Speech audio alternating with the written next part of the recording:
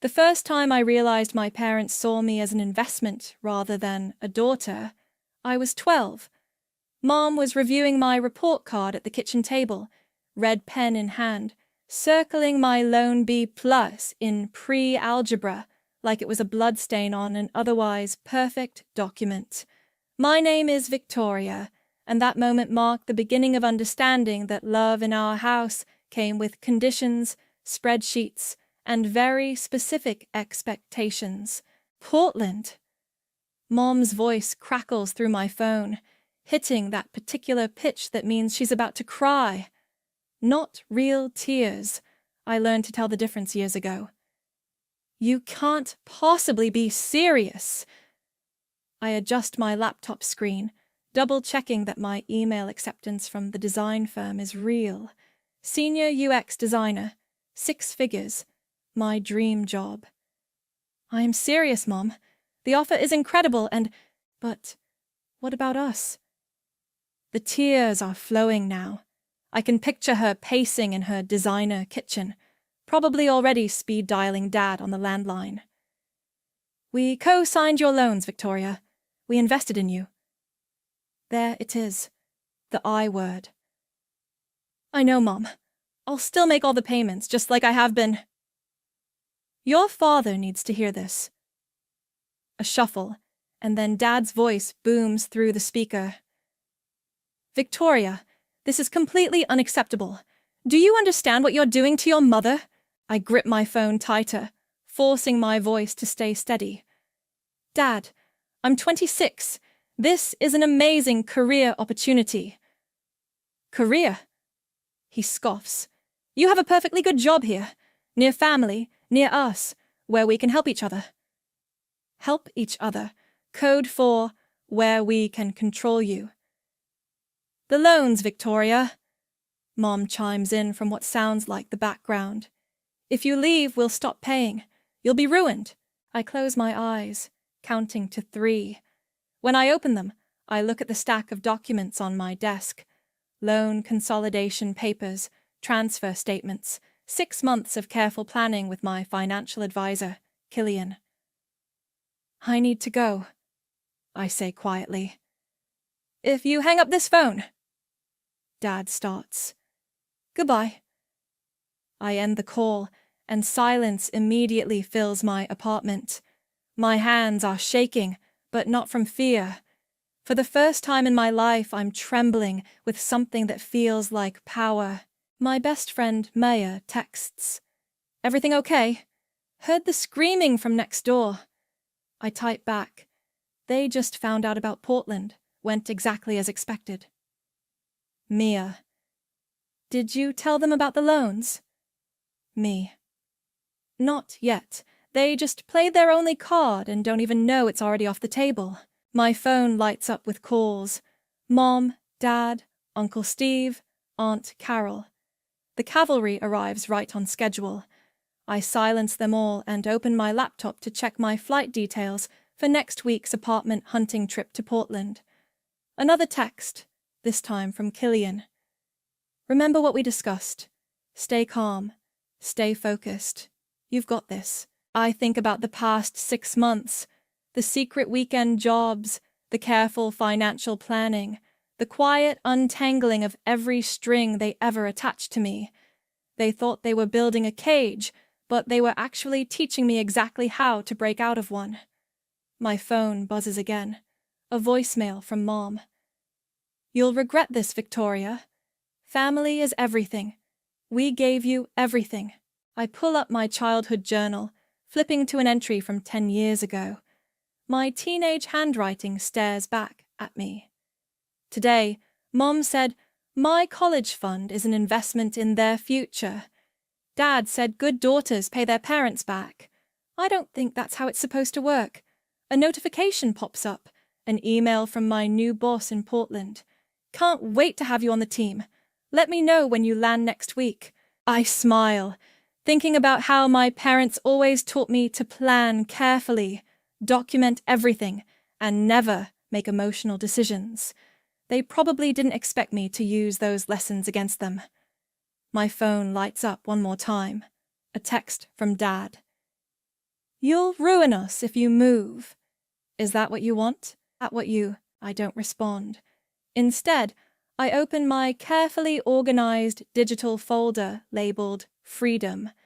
Inside are months of recorded conversations, screenshots of manipulative texts, documentation of every financial transaction they've held over my head since I was 18.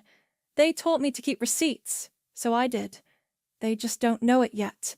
I close my laptop and walk to the window. The sun is setting over the city they never wanted me to leave. Tomorrow, I'll start packing. Tonight, I'll sleep better than I have in years, knowing that their biggest threat is already neutralized. They think this is the beginning of my downfall. Really, it's the end of their control. And I've got receipts for everything.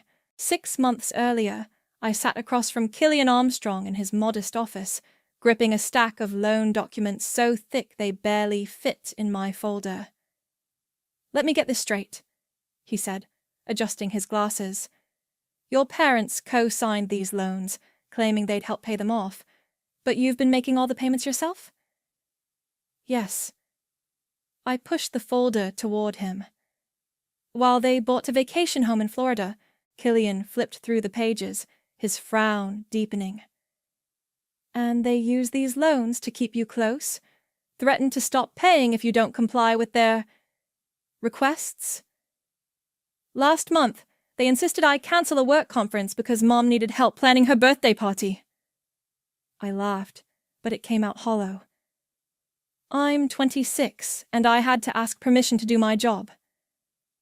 "Right." Killian closed the folder. "We're going to fix this.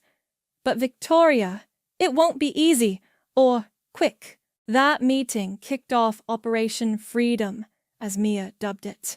Every weekend, I picked up freelance design work. Every dollar went straight into a separate account my parents couldn't access.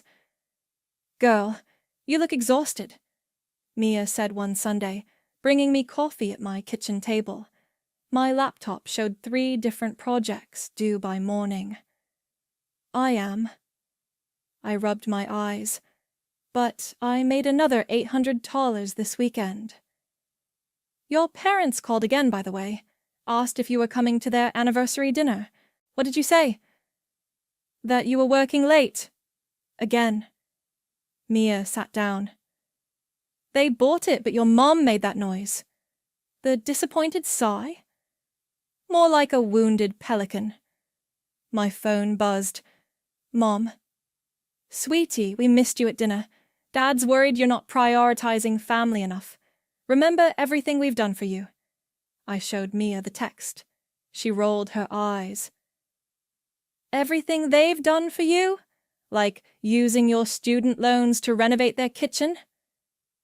"Wait, what? You didn't know? Your sister Sadie told me before she left town. Said they took out extra in your name for educational expenses, but used it on home improvements." My hands shook as I typed a message to Killian. Need to meet. Possible fraud situation.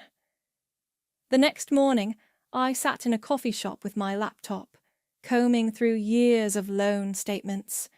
Beside me, a young barista named Evan kept refilling my cup without asking.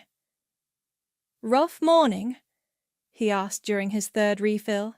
"Try rough decade." I smiled, despite myself. There was something calming about his presence. "Want to talk about it?" "Not unless you have experience with financial fraud and toxic parents." He pulled up a chair. "Actually?" Over the next hour, Evan shared his own story of breaking free from controlling parents. By the time he finished, I had his number, and a strange feeling that maybe I wasn't as alone as I thought. That afternoon, I overheard my parents in their backyard while dropping off mail. I froze behind the garage when I heard my name. "Victoria's becoming a problem," Dad said. "All this overtime, missing family events. The investment isn't paying off like we planned." Mom sighed. Maybe Sadie was right about her. Another sunk cost. At least we got the kitchen out of it. I recorded the entire conversation on my phone, hands trembling with rage. Later that night, I played it for Killian. "Well," he said, "this changes things. We're not just consolidating loans anymore. We're building a case." Over the next few months, I lived a double life. During the day, I was the dutiful daughter, attending family dinners, listening to Mom's guilt trips, nodding as Dad lectured about family loyalty. At night, I worked with Killian, documenting everything, building my escape route brick by brick. "Your credit score is almost there," Killian said during our last meeting. "One more month of payments, and we can move everything into your name." "They'll be furious." "They'll be powerless," he corrected. "That's different." I left his office and found 3 missed calls from Mom. The voicemail made my blood boil. "Honey, we used your old college fund to put a deposit on a boat. You understand, right? After all we've done for you." That night, I updated my resume and started applying for jobs, far away from home. Portland caught my eye. Growing tech scene, creative culture, and most importantly, 3,000 miles from my parents' grip. Mia found me on my balcony, staring at the city lights. "You okay?" "They used my college fund for a boat, Mia. A boat." She handed me a glass of wine. "Then let them sink in it." I took a sip and checked my email. A design firm in Portland wanted to interview me. "Time to start the endgame," I said, showing her the email. Mia clinked her glass against mine. "May they never see you coming." Little did they know, their perfect investment was about to become their biggest liability. The manila folder felt heavy in my hands as I walked into my parents' house for Sunday dinner. Inside were copies of every document that would shatter their illusion of control: refinanced loans, transfer statements, proof of their financial manipulation. All of it. "Victoria!" Mom's voice carried from the kitchen. "Come help me with the roast." Aunt Carol and Uncle Steve were already at the dining table, along with my cousin Rachel. Perfect. Witnesses for what was about to happen. In the kitchen, Mom stirred gravy while wearing her favorite, best mom ever apron. The irony wasn't lost on me. "Where have you been lately?" She didn't look up. "We barely see you anymore." "Working." I set the folder on the counter. "Saving money." "For what? You have everything you need here." She tasted the gravy. "Did you think more about that ridiculous Portland idea?" Dad walked in, loosening his tie. "Portland? I thought we settled that nonsense." "Actually," I took a deep breath, "that's why I brought this." I picked up the folder. Mom's eyes narrowed. "What's that?" "Why don't we discuss it over dinner?" The roast was served, wine was poured, and small talk circulated. I waited until everyone had taken their first bites. "So," Mom smiled tightly, "Victoria has an announcement." "Yes." I pulled out the folder. "I wanted everyone to know I'm taking that job in Portland. I start next month." The clinking of silverware stopped. "But the loans," Dad started. I slid the first document across the table. "Are completely refinanced, in my name only." Mom's fork clattered against her plate. "What? I've been working with a financial advisor." More papers emerged. "Everything's transferred. You're not responsible for any of it anymore." "You went behind our backs?" Dad's face reddened. "Like you went behind mine?" I pulled out the evidence of the kitchen renovation. "Or should we talk about how you used my student loans to remodel this room?" Aunt Carol gasped. Rachel stopped mid-chew. That's private family business, Mom hissed. Was it private when you told the entire church I was ungrateful? That I was betraying the family? We invested everything in you. Dad slammed his hand on the table. No. I stood up slowly. You invested in control. You invested in guilt. You invested in keeping me trapped. How dare you? Mom's voice shook. After everything we've done, everything you've done? I laughed. Let's list it. Using my loans for home improvements, threatening my credit if I didn't attend every family function, making me feel guilty for wanting my own life. We're your parents. You're manipulators. I turned to our relatives. Did they tell you they bought a boat with my college fund, or that they've been using my loan payments to finance their vacation home? Uncle Steve looked at Dad. Walter, is this true? She's being dramatic, Mom cut in. Victoria's always been sensitive. I have receipts. I dropped the final stack of papers. For everything. Dad flipped through them, his face growing paler. Mom started to cry, real tears this time. So you don't need us anymore? She whispered. No. I picked up my purse. I never did. If you walk out that door... Dad stood up. You'll what? Stop paying the loans you haven't been paying? Cut me off from money I never see? Tell everyone what a terrible daughter I am? I headed for the door. Go ahead. The truth has receipts, and I have copies of everything. Victoria! Mom's voice cracked. We're family. I turned back one last time. Family doesn't hold debt like a weapon. Family doesn't treat love like a business transaction. I looked at our shocked relatives. I'm done being the investment. I'm choosing to be free. The door slammed behind me. The night air felt clean, like breathing for the first time. My hands were shaking, but my steps were steady as I walked to my car. A flash of headlights caught my attention. Another car was parked across the street. A sleek, black sedan I hadn't seen in years. The driver's window rolled down, revealing a familiar face I hadn't seen since she fled town 4 years ago. Need a drink? My sister Sadie asked, a knowing smile on her face. Looks like you could use one. Behind us, the front door burst open. Mom's voice carried across the lawn. Victoria, get back here right now.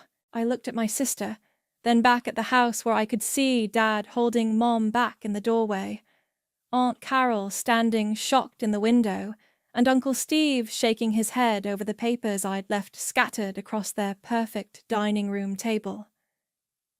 Hell yes, I said, climbing into Sadie's car. I need several drinks. As we pulled away, I caught a glimpse of my mother's face in the rearview mirror.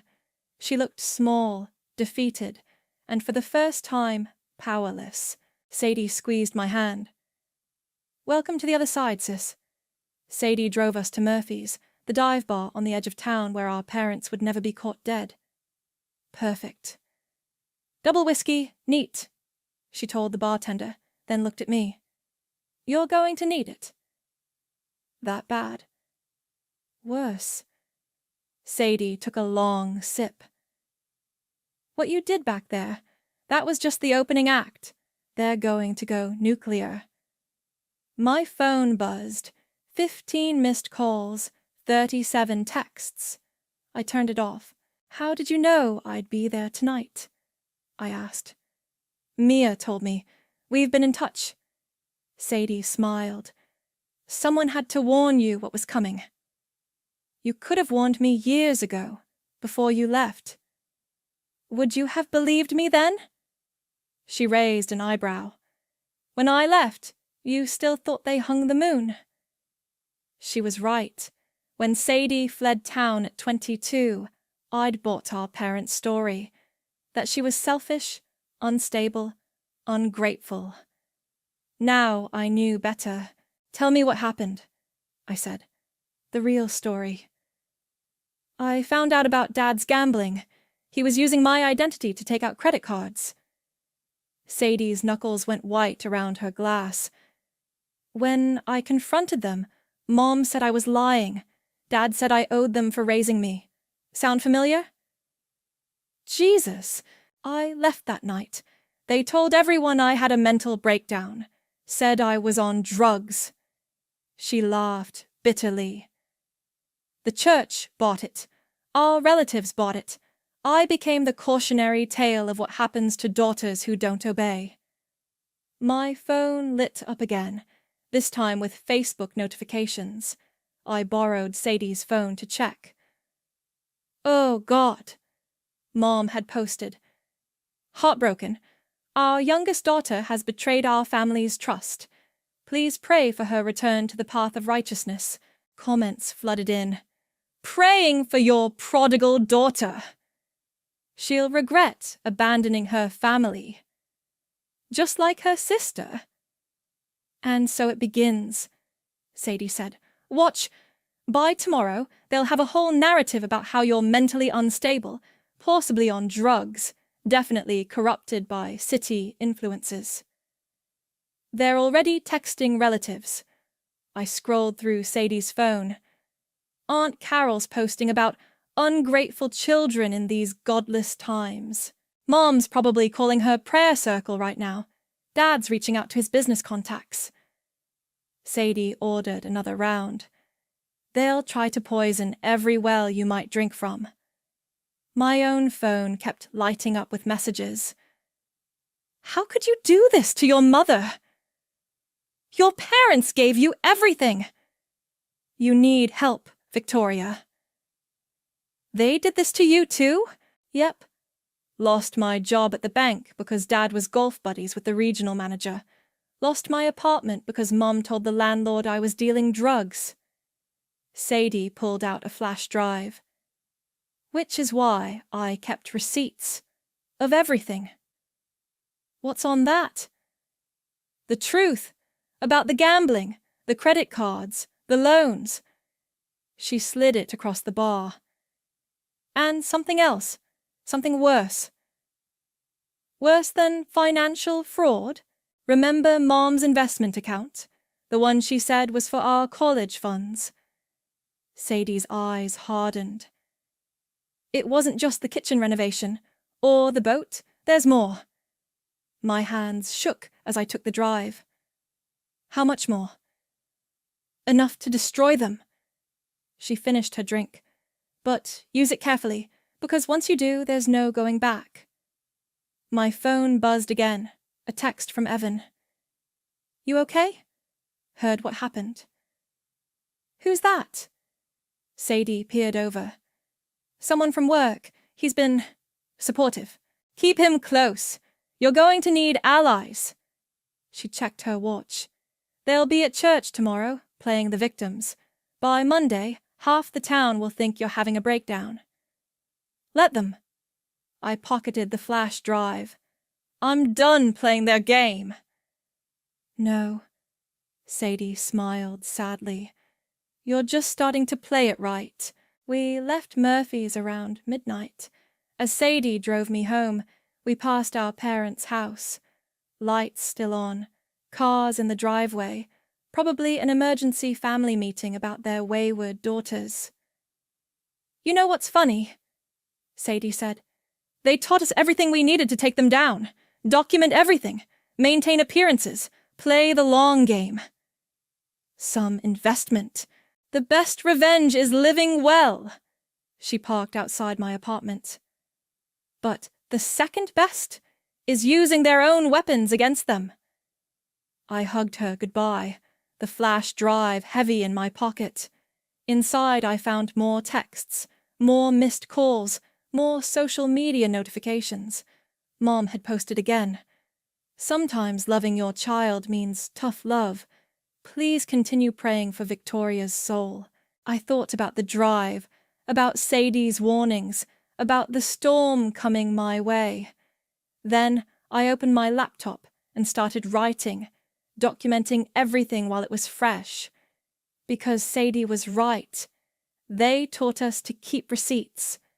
And I was about to show them exactly how well I'd learned that lesson. The contents of Sadie's flash drive made me physically sick. I sat at my kitchen table at 3 a.m., staring at bank statements, loan documents, and email threads that painted a picture so much darker than I'd imagined. Pick up, I muttered, calling Killian despite the hour. Victoria? He sounded groggy. What's wrong? I need you to verify something. Can you access Mom's investment records from 2015? Papers shuffled on his end. Give me a minute. Yes, what am I looking for? An account under the name Educational Reserves. More shuffling. Then silence. Killian. I see it. His voice turned hard. Victoria, this is fraud. Clear-cut fraud. They took out extra loans in my name, I said, then funneled the money through that account. But it gets worse. How much are we talking about? Nearly 50,000, and they did the same to Sadie. The next morning, I sat in Truman Lynch's office. He'd been our family lawyer for 20 years, and his face grew increasingly pale as I showed him the documents. I knew about the kitchen renovation, he admitted, but this is criminal. Will you help me? He removed his glasses, rubbing his eyes. Your parents have been my clients for decades. They've been stealing from their daughters for decades. Let me make some calls. He picked up his phone, then paused. Victoria, be careful. They're already moving against you. What do you mean? He turned his computer screen toward me. On it was a local community Facebook page. Mom had posted a long message about her mentally unstable daughter who needed intervention. The comments were flooding in. Just saw her at Murphy's last night, drinking heavily. She's been acting strange at work, hanging out with that troubled sister of hers. My phone buzzed. Evan calling. Hey. His voice was low. You should know. Your dad just called the office. Told HR you're having a mental health crisis and might be a liability. I gripped the phone tighter. What did HR say?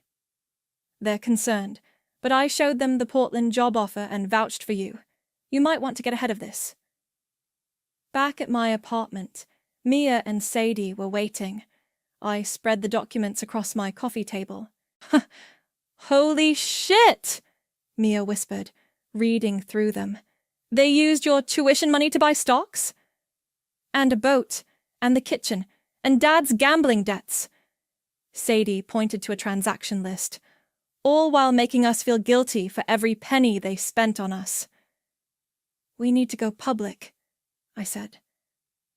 They'll destroy you, Mia warned. They're already trying. I opened my laptop. But I have something they don't. What's that? The truth. And proof. I started typing. I'm writing an open letter, not for revenge, but for every other daughter trapped in financial abuse. Hours passed as we crafted the post, every word carefully chosen, every accusation backed by documents, every emotional manipulation exposed. When will you publish it? Sadie asked. After I move. When they can't reach me. My phone lit up with a text from Truman. They know something's coming. Regina just called asking about financial disclosure laws. Good, Sadie said. Let them sweat. I scheduled the post for the day after my move to Portland, then started a second document, this one for the women's support group Mom always bragged about leading at church. What are you writing now? Mia peered over my shoulder. A different version, more personal, about how they weaponized faith and family to maintain control. I attached bank statements showing donations to the church made with stolen loan money. The church ladies deserve to know who they're really praying with. Suddenly, my laptop pinged with an anonymous email. They know what you're planning. Let them know, Sadie said, squeezing my shoulder. Let them feel what I felt, what you felt, the powerlessness. I looked at the documents scattered around us, years of manipulation reduced to paper trails and bank statements. Mom's voice echoed in my head. Family is everything. No, I said aloud. Truth is everything. My phone buzzed again, a message from Killian. Everything's ready. All accounts transferred. You're financially free. I thought about that 12-year-old girl with the B+ in pre-algebra, terrified of disappointing her parents.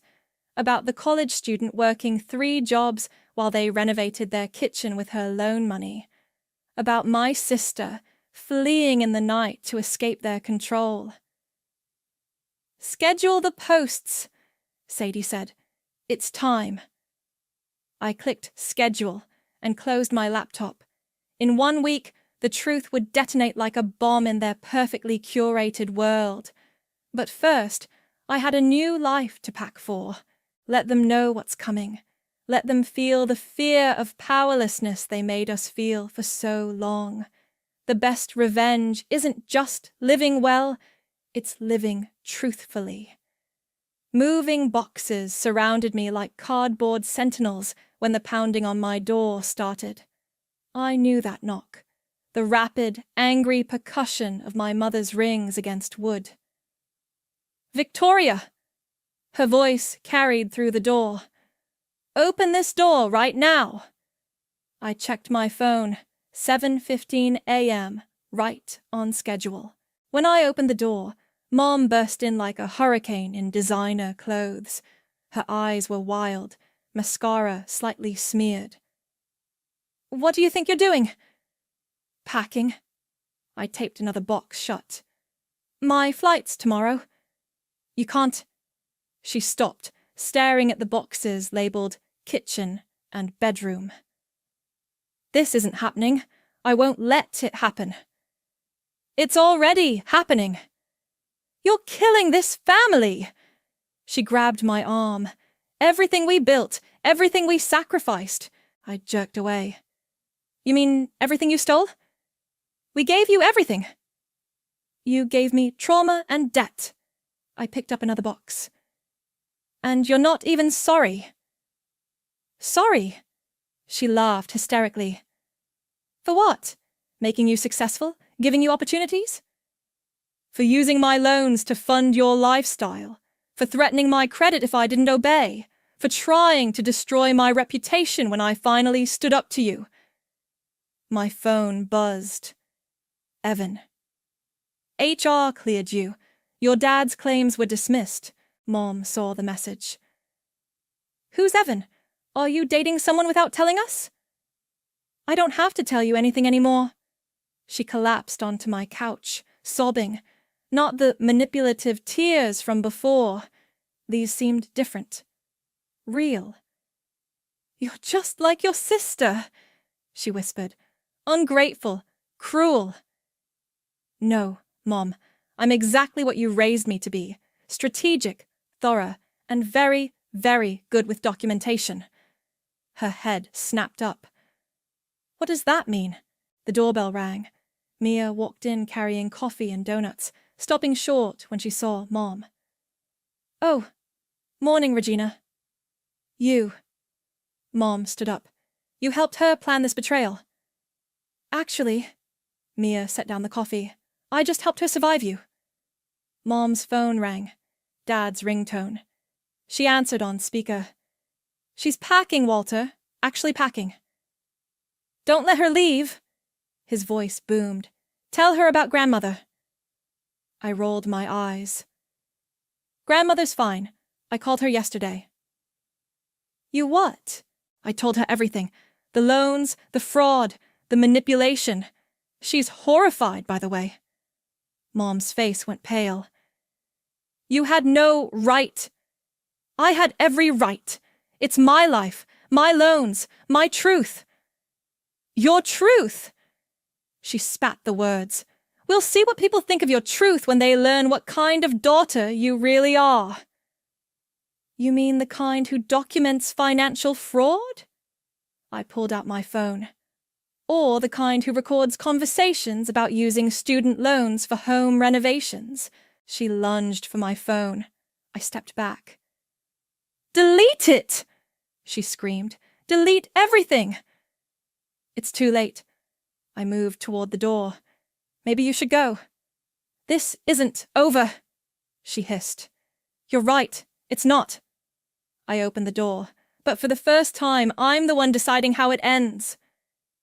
After she left, Mia hugged me. You okay? No. I grabbed a donut. But I will be. The rest of the day passed in a blur of packing and goodbyes. Around sunset, a knock surprised me. Evan stood there with takeout. Thought you might need dinner, he said. And maybe company? We sat on my empty floor, eating Chinese food straight from the containers. I'm sorry about your parents, he said softly. I'm not. Not anymore. I picked at my noodles. They showed me exactly who they are. I'm just finally believing them. When do you leave? Tomorrow morning, early flight. He hesitated. I got a job offer too, in Portland. My heart skipped. What? Different company, but same city. He smiled. If you want company while exploring your new home? Before I could respond, my phone lit up with notifications. Mom had posted again. Heartbroken mother seeking prayers. When your children turn against you. I turned off my phone. They're going to keep coming after you, Evan warned. Let them. I looked around my almost empty apartment. They taught me everything I know about warfare, about keeping records, about playing the long game. And now? Now I'm using those lessons to break free. I checked the time on my scheduled posts, less than 24 hours until detonation. They wanted an investment. They got a revolution instead. My phone buzzed one final time. A voicemail from Mom. I played it on speaker. One word, cold and clear. War. I deleted the message and looked at Evan. So? Portland? He smiled. Portland. Tomorrow I'd board a plane to my new life. Tomorrow my parents would learn exactly what their perfect investment had become. But tonight? Tonight was for fortune cookies and possibility. The post went live at exactly 9 a.m. Pacific time, just as I was unlocking the door to my new Portland apartment. By 9:05, my phone exploded. It's happening, Sadie texted. Mom's having a meltdown in the church parking lot. I opened Facebook to find my carefully crafted open letter spreading like wildfire. 300 shares in the first hour. Then 1,000. Local community groups picked it up. Then parenting forums. Then financial abuse support networks. Mia called, Holy shit, have you seen the comments? I scrolled through them. My parents did the same thing. This is why I left home. Someone finally said it. Then came the hometown reactions.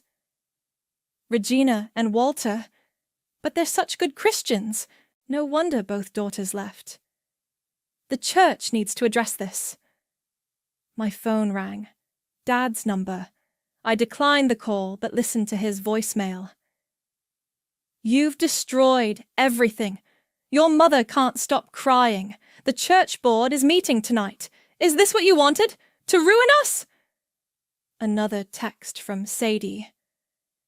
Dad's consulting clients are jumping ship. 3 cancelled this morning. Good, I typed back. Evan brought coffee and sat beside me on my empty floor, surrounded by moving boxes. You okay? Better than okay. I showed him my email. The women's support group Mom led had received their own version of the letter, complete with proof of misused church donations. The prayer circle just turned into a pitchfork mob. My laptop pinged. An email from a women's advocacy organization. Your story resonates with thousands. Would you consider speaking at our conference next month? Theme: breaking free from financial abuse. Do it, Evan said, reading over my shoulder. Another call. Truman this time. Victoria, your mother's threatening legal action. Says you're defaming them. With documented truth? I laughed. Let her try. She's desperate. They both are. Walter's business is hemorrhaging clients. The church board is discussing their leadership positions. Karma's not fun, is it? More texts flooded in. You saved my life with that post. I'm leaving home tomorrow because of you. Thank you for speaking up. Then came Mom's email. Please take it down. Please. We're your parents. We're family. We can fix this. I started typing. Fix what? The fraud? The manipulation? The years of control? Before I could send it, another email arrived. From grandmother. I've removed them from my will. You and Sadie will split everything. I'm so sorry I didn't see it sooner. Evan squeezed my hand as I read local news comments. Prominent families scandal rocks community. Church leaders face financial investigation. Local business owner loses major contracts amid fraud allegations. Still think it was worth it? He asked. My phone buzzed with a text from Killian. They just tried to access your old accounts. All blocked. You're completely clear. Every penny, I replied to Evan. Every consequence. A package arrived. Overnight delivery. Inside was my old childhood journal, sent anonymously. A page was marked with a post-it note. My teenage handwriting stared back at me. Someday I'll escape, and they won't even see me coming. Sadie called. Mom's at my hotel. She's hysterical, saying we have to take it all back. Save the family name. What did you tell her? That she should have thought about the family name before stealing from her daughters. More emails poured in. My daughter showed me your post. I'm so ashamed. I've been doing the same things. Your story helped me understand why my wife can't talk to her parents. You're changing lives. The women's advocacy group called. They wanted me to keynote their conference. Your story is powerful, the organizer said. It's starting conversations everywhere. I looked around my empty apartment, at Evan setting up my coffee maker, at the sunshine streaming through windows my parents would never look through. I'll do it, I said. Later that night, curled up on borrowed camping chairs, Evan showed me the latest updates. Dad's business down 60%, Mom removed from church leadership, 3 different support groups sharing my story, a podcast wanting an interview, grandmother publicly denouncing them. Was it revenge you wanted? He asked softly. No. I watched the Portland sunset. It was freedom. The revenge was just a bonus. My phone lit up one last time, a message from an unknown number. My name is Kendra. Your blog saved my life. I think I'm ready to leave too. Can you help me? I started typing.